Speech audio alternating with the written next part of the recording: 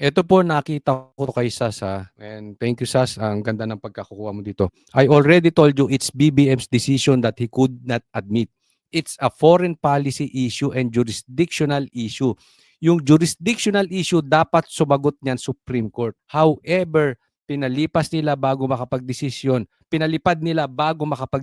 Pinalipad agad si Tatay Digong, remember? Bago nagkaroon ng TRO. Remember, Tebes, na may red notice from Interpol but never surrendered back to the Philippines. Bigyan ko kayo ng konteksto. Kasi, naalala nyo si Marcos, sinabi niya, hindi niya papapasukin. For the 100th time, hindi ko papapasukin ang ICC.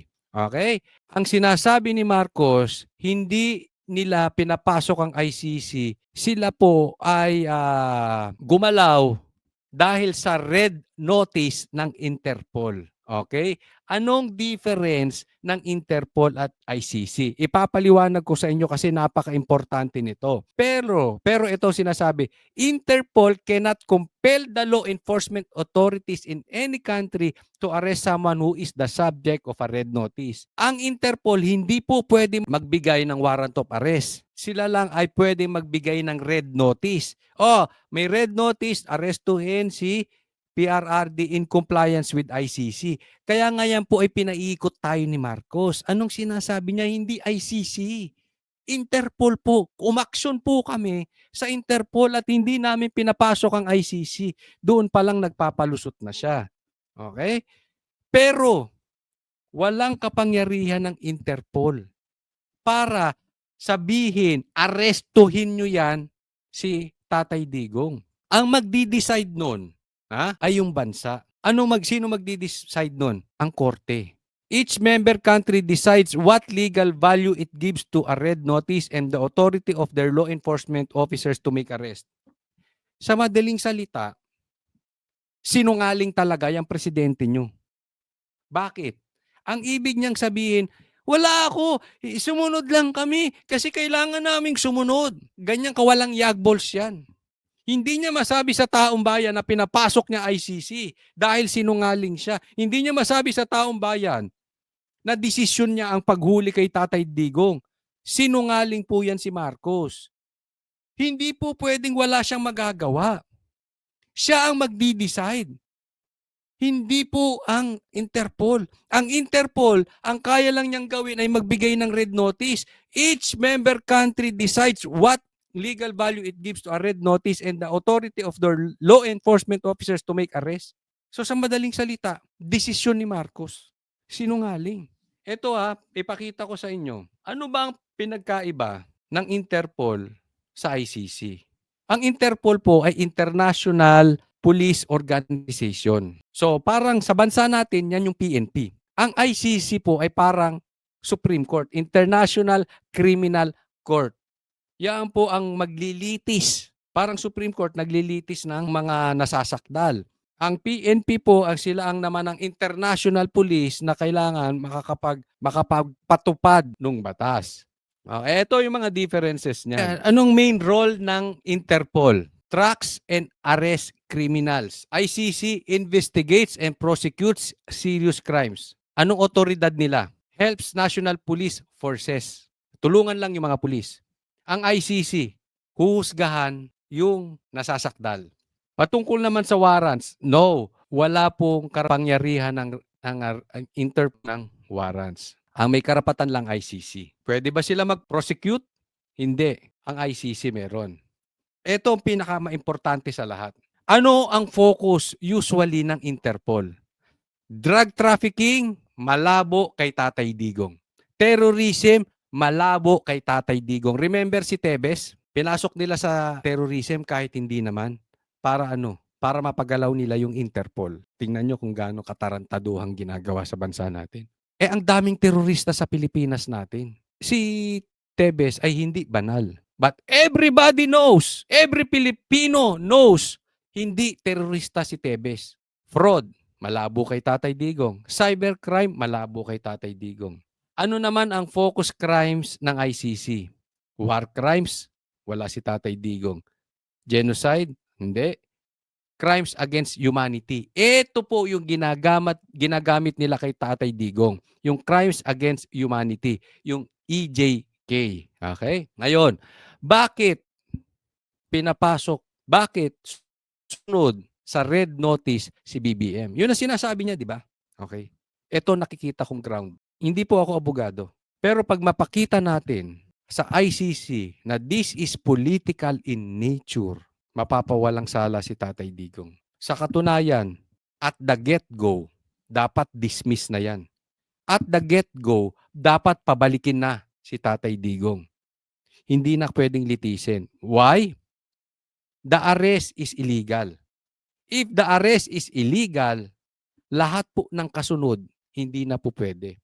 Parang ano yan eh, parang nag-search ka sa isang lugar at mali yung search mo sa isang lugar.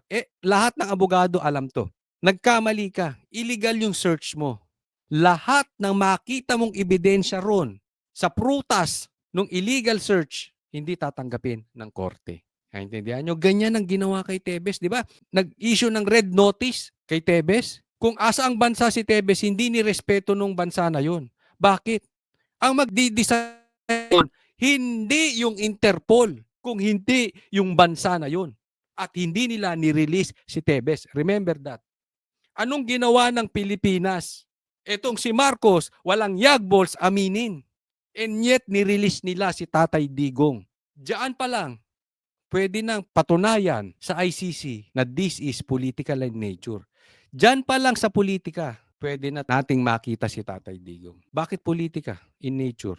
Tingnan mo, bakit nag-issue ang Interpol ng red notice? Hindi naman nila iniimbestigahan ang crimes against humanity. Hindi. Pangalawa, ipinamigay lang basta ni BBM. Binastos pa si Tatay Digong ni Torre. Diyan pa lang kitang-kita mo political in nature. So sinabi ni BBM na hindi niya papapasukin ng ICC. And yet pinapasok niya. Diyan pa lang. Alam mo, may budol na si Marcos. Again, that is politika. Ginagamit niya para sirain ang Duterte. We can even prove to them yung arrest, yung pagka-aresto kay Tatay Digong na walang maayos na warrant, tapos hindi pinaharap sa korte ng Pilipinas, basta nilipad. Pero sa katunayan, meron ng TRO. Pinalipad lang basta para hindi abutin ng TRO.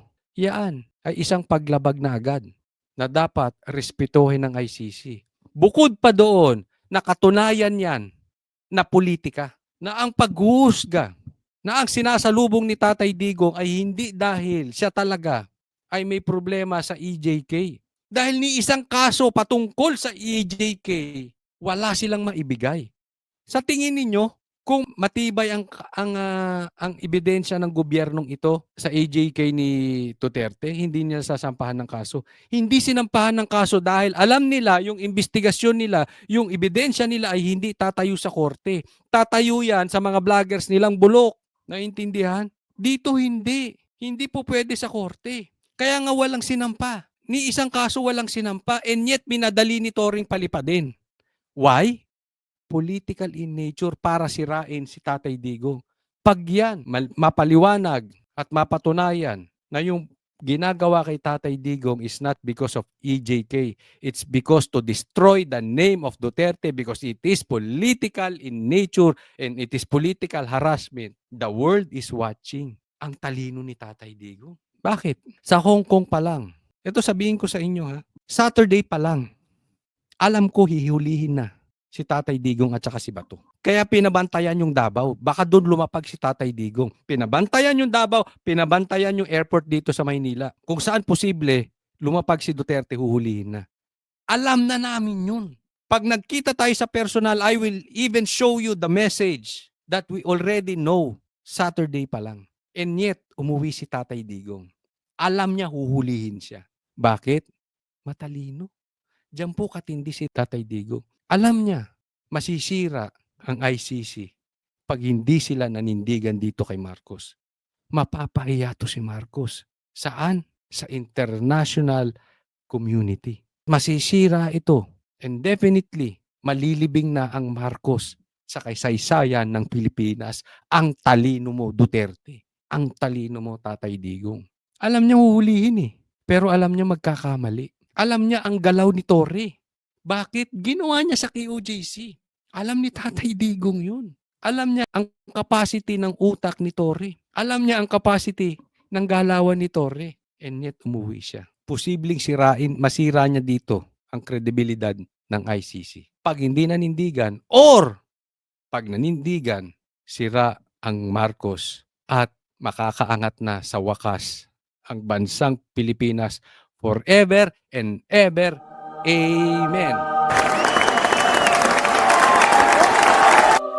Ang galing ni Tatay Digong.